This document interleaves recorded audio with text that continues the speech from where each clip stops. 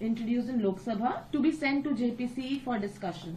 One is that it was introduced in the Lok Sabha. Second, there was a voting which decided whether it should be introduced or directly sent to the JPC.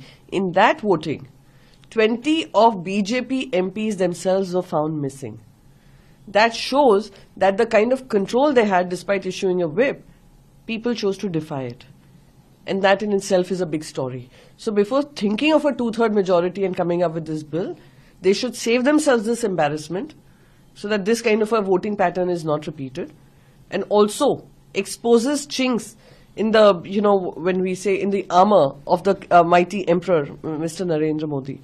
So yes, One Nation, One Election has gone to the JPC, and we know that it goes against the federal structure of the country, it goes against the constitution of this country, and we will continue to fight against it. But before we discuss One Nation, One Election, I'm hoping the JPC will also discuss the working of the Election Commission of India with regards to Maharashtra elections, the rise in voters registered between the Lok Sabha and Vidhan Sabha rose by over 40 lakhs.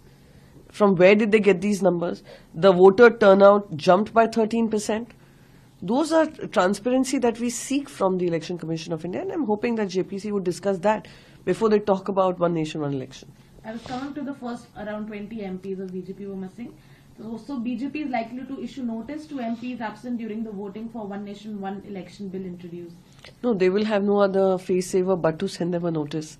But it did expose that BJP, for whatever it speaks, with their 240 MPs, there is something which is not right with them. And maybe they are also not in support of the One Nation, One Election idea. And that is why they chose to defy the whip rather than attend and be